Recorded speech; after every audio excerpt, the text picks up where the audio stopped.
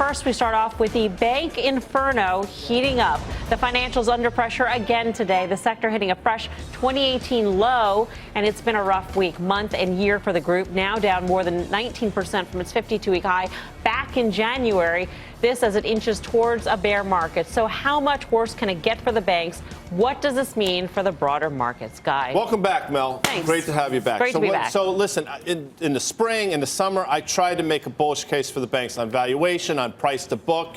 And at a certain point, you just have to say to yourself, you know, maybe they are cheap, but maybe you're wrong as well to try to defend them. And, you know, I would say early fall, I started to say, you know, maybe things aren't as rosy for the banks. So I asked, this you have to ask yourself. Citibank reported in the middle of October, tangible book, give or take, was $62. Stock is trading $56 today. Goldman Sachs, same type of thing, 186 tangible book. It's trading 175. If the environment is so rosy for banks, why are two of the biggest ones trading south of tangible book? That's a problem. Now, I've thought for a while that Deutsche Bank is this generation sort of Bear Stearns Lehman wrapped up into one. And if it was a U.S. bank, we talk about it every day. But the fact that it's not, we sort of talk about it a couple times a week. Now the question is Citibank, is their exposure to Europe the reason why it's trading below tangible book? Is it systemic? My sense is Deutsche Bank makes its way into our shores at some point, but the stocks are already pricing something in. Is this the kind of price action where you take a look at how they trade and then you try and think of why they are trading that way, as opposed to, because if you look on the surface of things, things theoretically should be okay for the banks. Should they be? I mean, yield this curve is past inverting, year, growth is slowing, but deregulation is over. Past year, deregulation. But it's over. That story is over. So if you believe that they hit their high back in January. They didn't have a fighting chance since then. But if you believe that we're going back to 30-to-1 leverage, we're not, right? We're not doing that. Deregulation is over. XLF has made up all the ground to pre-crisis levels. It's not going higher. Banks are not going higher. It's over. Karen. Well, you might be the only defender of the banks. I am a defender of the banks. I'm long the banks. And, you know, the banks, to me, have priced in a lot of the things you're talking about, plus more. I think they have priced in already a slowing economy. I think they have priced in maybe some regulation coming the other way. I think there is probably, particularly in Citi, there is some Deutsche Bank or beyond Deutsche Bank sort of credit question. But to me, I think that all of the bad news is in them already. It's a terrible tape. I understand that. But to me, it always comes down to valuation. That's what I look at first. I look at PE here. Let's just take J.P. Morgan, for example, the premier. So J.P. Morgan, to me, is trading very cheap to the market, which banks always do, but also very, very cheap to itself. So that's really important, right? They still make money, right? These companies still make money. So that's why I want to own them. I think that they will continue to make money. The economy is not falling off a cliff. They're going to continue to make money. The last thing I kind of like, you know, Dan hates them, right? So Dan's been right.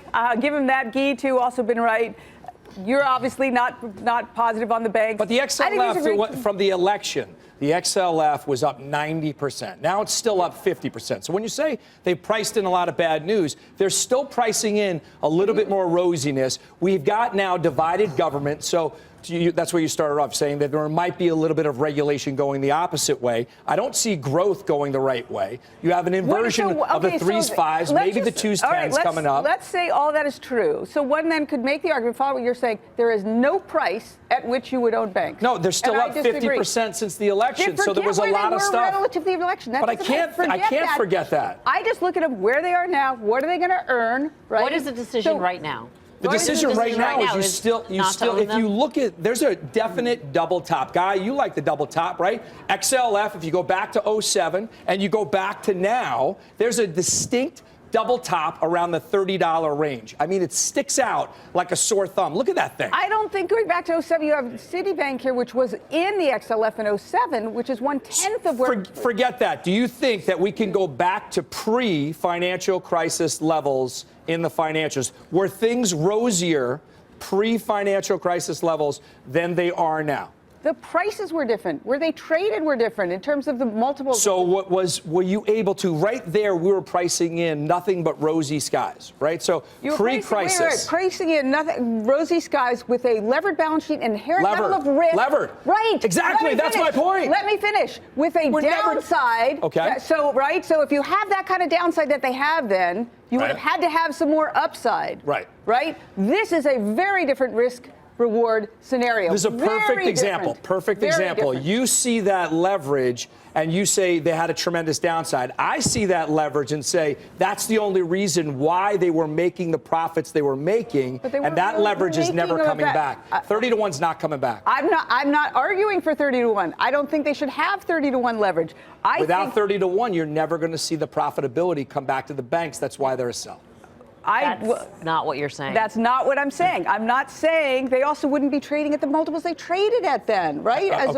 So what I'm saying is the scenario that made them buys and growth stocks is now off the chart, and now they're utility stocks, and they're not even protection. You don't like them ever. Dan Nathan's here. I feel like you should, because you were cited as a bullet point on Karen. The fact that you don't like them. No, so here's the thing. I felt a lot of the negative points that you guys have all made over the last 7 minutes that you didn't want to include me in. That's kind of been my bearish view for most of this year. But I actually want to kind of take apart that third leg of your bullet here. You can go back and look at Dan hates them. Yeah, you can go back to 2015 and 2016, and you can look at an environment where there was a lot of very similar things going on. Chinese equities were in a free fall, crude oil was in a free fall, small caps here were in a free fall. Interest rates were actually going down then, right? All the way down to below 2%, the 10-year, that sort of thing. So there was a lot of uncertainty going on, and there was a lot of really weak price action and the dollar was kind of rising then too. So think back to that period. Citibank, Bank of America, Wells Fargo, Goldman Sachs, Morgan Stanley, they were all down 30-40%. So all those stocks that I just named right now, let's X out JP Morgan, are down between 25 and 35% right now. You could make an argument that we've seen this sort of price action before in the recent past, and maybe they are getting to a point where they're so hated, bulls are kind of thrown in the towel a little bit. We could be getting to a point as we head into the new year where people start making a stronger valuation case, and where we see a period with less volatility with these other risk assets around the globe, and then maybe you go into the sector. Are you saying that there could be a period that's emerging that is favorable? What I'm trying to be is contrarian, because you could have been as bearish in the lows of 16 about the bank stocks, and they were about ready to basically go up 50, 70% over an 18-month period. Right, but why were they ready to go up in 16? They were about ready to go up because of deregulation. They were about ready to go up. They bottomed before that. They bottomed in Q1 2016. And I just want to make a point. It just, I understand what happened since late 2016, why that happened. Right. But at some point in early 2018, investors started discounting all the bull cases, even that Dan hates them. And at some point, we could be getting ready, especially as the calendar turns, when investors start thinking about what are some most hated, cheap, and potential catalysts that are contrarian, and that is obviously this group.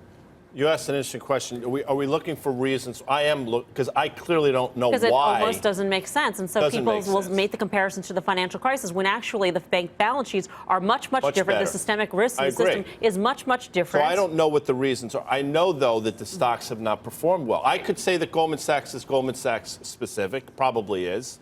I could say Citibank is city-specific due to their European exposure. But then why is Wells Fargo making new 52-week lows? And why is Morgan Stanley making new 52-week lows? But I don't have the answers. But somebody like a Keith Parker type of guy. You think so? I would hope. A guy like him would know.